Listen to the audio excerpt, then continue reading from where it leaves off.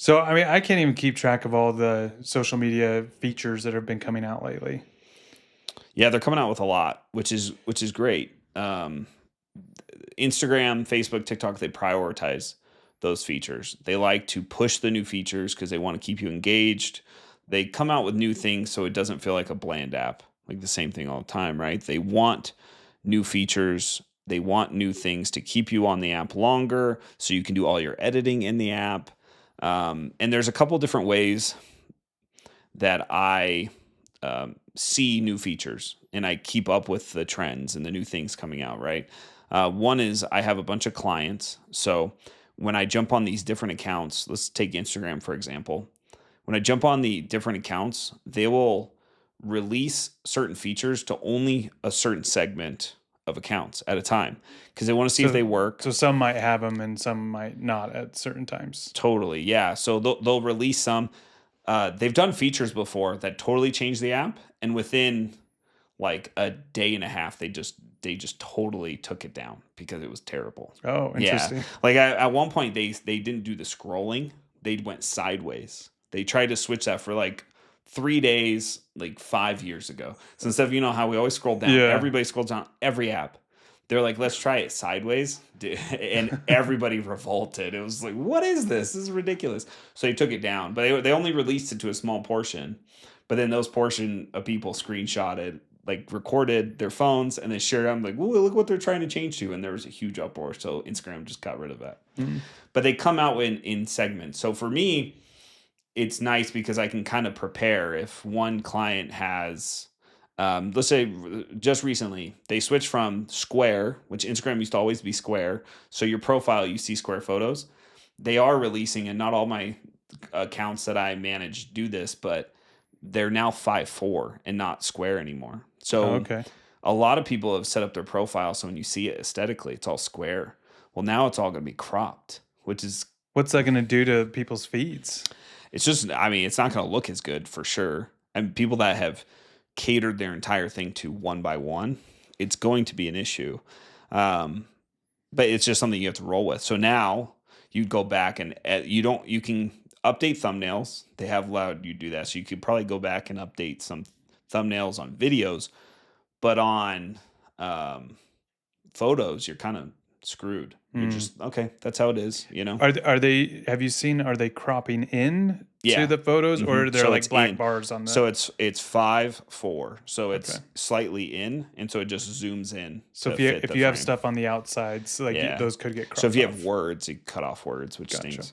But they do that in segments, right? So they'll release it to certain people, not release it to others, and just to make sure it works and see how they like it, and then they'll either Okay. keep it or get rid of it. The other way is to follow the CEO of Instagram, which I really like. He does weekly updates. His name's Masari, I think that's how you say it. But If it's I, not, we're sorry. I'm yeah, sorry. we'll put it on the screen so people can follow him. But it's a really good way to keep up with the trends because they'll test something. So if you might be in the small portion on some of these features that you actually could see them. The other way is if you follow him, he'll announce it before everybody has it, and usually he says, "Here's a new feature.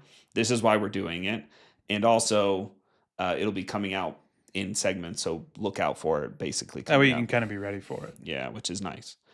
But when those features release, it's important to jump on it, right? So for let's say Instagram Threads, which is Instagram's uh, Like Twitter or X, X. right? That if you were one of the first people to jump on that, it was a big bump. Like you got a huge bump if you were posting on it a lot right at the beginning because they want people on there. So the earlier you got on there, the more traffic you got to your Threads account. Okay. For TikTok, they prioritize their new editing tools and their new features like stickers, polls, things like that, more in the For You page, which is kind of like an Explore tab, right? Yeah. So you on your For You page, you can select just people you follow or basically anybody. And those tools get pushed more and get recommended to people when you use them. Mm. So as a business, why wouldn't you do that? It's something that you need to be jumping on Right. any chance you get. Yeah.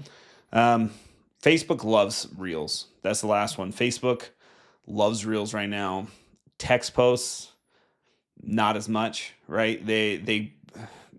I would say they downgrade text posts that are just text, which is how it was originally used. I remember if I go back and look on my Facebook, the stuff I would just tweet out or post was just so funny. It's just like watching a movie, thumbs up. That's all I would post. And so doing anything like that is not going to get you a ton of traffic. Right. But unless you're like a celebrity or something. Yeah, right. To where people like genuinely care about the small, minute details of somebody's life. But most part. Right. And those are exceptions to every rule. Right. Every rule. Those people don't need to post very often at all. There's a lot of different exceptions. When you have such a following that anytime you post, it's going to explode. Right. You don't have to be as consistent. You don't have to use the trends as much. Is there any advantage? Like we talk about like posting often, like doing tons of content posts just to kind of, especially when you're starting out, to get like traffic and stuff. Yeah. Is there any advantage at all to kind of those dumb little posts that probably aren't going to get a lot of traffic, but is it better to do those just to get volume? I think quantity over quality to an extent, right? So the more content you can get out, the more beneficial it's going to be long term. And I think people get, especially on social media, because you get judged. It's the place to get judged, right? Like everyone's going to share their opinion. So people overthink content a ton. And the more content you can get out and the less you kind of worry about is this perfect? It's going to be better for you long term. So I'm not saying don't do those posts, but for Facebook, Reels are getting pushed a lot. When we post for clients, the ones that really pop off organically are Reels because they want that traffic from those videos. Those videos get you sucked in. That's why TikTok's so successful. That's why Instagram's so successful.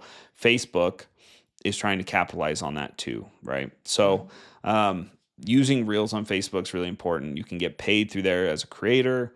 They're doing a bunch of different incentives for you to push through for Reels. Now, like, what do you do as a small business owner? Like, what this information?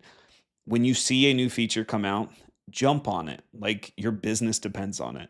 When you're trying to grow social media, you're trying to grow a brand, you have to act like all these things are important.